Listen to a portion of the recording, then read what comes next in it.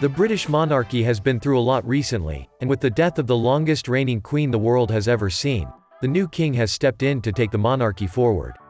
However, quite a few things have changed since Charles was crowned King Charles III. The monarchy still has a thorn in its back: Prince Harry and Meghan Markle. Here at BLOGGO, we try our best to get you the juiciest information about the latest topics. Stay with us as we look at a controversial couple in the royal family. Before we get into the video, make sure to like and subscribe. The royal family is a status of wealth, power, and absolute elegance. The royal family members are bound by duty to uphold the name of the crown and the country. Although there have been instances where this hasn't always been the case, Prince Harry and Meghan Markle are currently the most talked about subject. Prince Harry was born into royalty, the second child of Prince Charles III and the late Princess Diana. He witnessed Princess Diana's terrible death when her car crashed in a tunnel while he was just 11 years old. It was then he realized that the media was out for blood, and being part of the royal family would always put him and his family in the spotlight, and that was not something he was keen about. Harry was also part of the army alongside his brother William and served 2 tours in Afghanistan. In 2015, he resigned from the army to pursue his interests. Harry is the Duke of Sussex, a title awarded to him in 2018 before his marriage to Meghan Markle. On the other hand, Meghan Markle did not have the same upbringing as Harry. Meghan has a half-sister, Samantha, and Meghan was born on August 4, 1981. She was born and brought up in Los Angeles, California, a far cry from the elegance and class of Buckingham Palace. She is a former actress and was known for a TV show called Suits, for which she was a supporting cast member for 7 years, from 2011 to 2018. She resigned after her marriage to Prince Harry and quit acting altogether.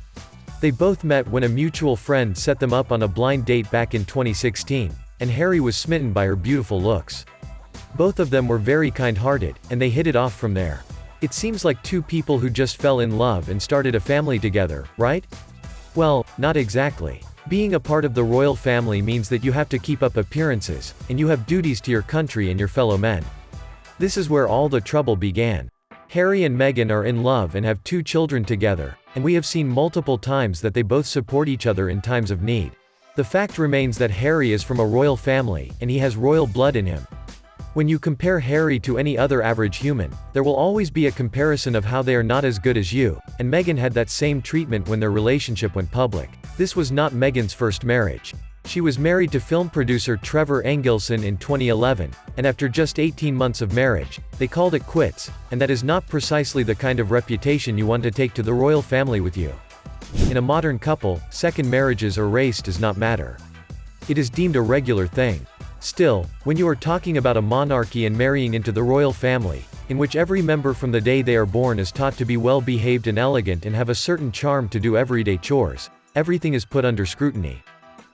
The royal family disapproved that she was an American or that she had been married before and divorced soon after. She also lacked the elegance that one would expect from a royal, but they welcomed her with open arms, and even at the funeral of Queen Elizabeth II, King Charles mentioned them both in his speech. After all, Harry is the son of King Charles III.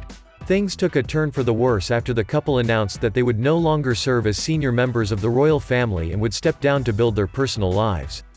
This did not sit well with the royal family. They had only love and care to show in the official papers and speeches, but the truth was that they were all disappointed in both Harry and Meghan. The Queen was disappointed even further when the couple decided not to join the family for the annual Christmas festivities. Soon after the couple stepped down from the responsibilities of the monarch and the royal family, they were quickly hit back by the royal family, starting with a massive bill of over $2 million. All because the castle they were living in was recently renovated before they stepped down, and since they were no longer bound to the duties of the royal family, they also no longer had the right to live off the wealth of the monarch. If that was not enough, Prince Harry was stripped of all his honorary titles, which were then spread out and awarded to the rest of the working members of the royal family. All of that aside, there was one point where both of them went over the line, which not only shamelessly lied on national television but also attempted to bring about a bad image of the royal family altogether. In the infamous documentary with Oprah in which Meghan and Harry joined to have a conversation with Oprah on the hardships of life and leaving the royal family. What was appalling to see here was that Meghan showed us all who she was and that she was nothing but an actress. She bluntly lied through her teeth, and Prince Harry went with it. That interview made Prince Harry look like he was smitten with her and that she was taking advantage of her, a point which has been brought up repeatedly by Prince William. Prince William was against the couple getting engaged so quickly and then going straight to marriage. It had been a year since Prince Harry and Meghan met when they announced they were getting engaged. William was worried about his brother and asked him to take as much time as he needed before deciding to settle, and that eventually led to both brothers falling out for a bit. And that also indirectly led to Kate, his wife of William, having a rocky relationship with Markle. In the interview, Meghan clearly states that she was not given proper help and guidance during her pregnancy and was not given appropriate medical care regarding physical and mental health.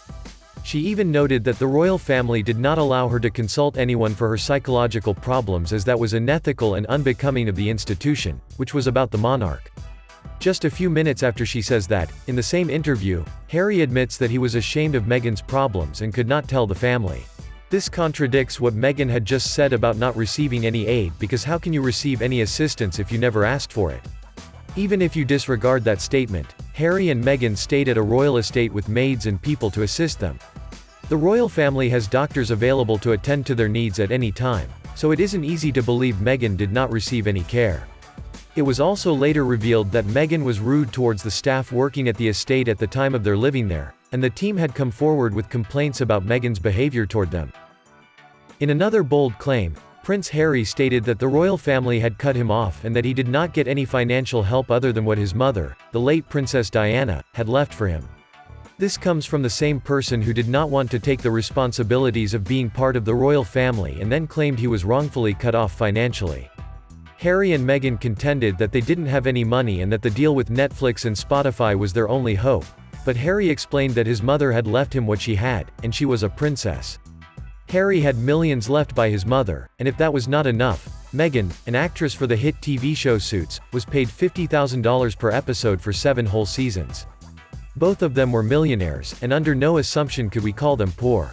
Both did not want the responsibilities of the royal family, but they did enjoy all of the benefits, as evidenced by the interview. The interview felt as if Harry and Meghan wanted to get back at the royal family and ruin the name. Things have changed, and Harry is number 5 in the line of succession and would almost certainly not be king. Whatever the future holds, it seems like Harry and Meghan are in it together. What do you think about the couple? Were they right in making all these bold claims? Or are they just trying to make the best of what they have? Do let us know in the comments, and if you liked this video, make sure to like and subscribe.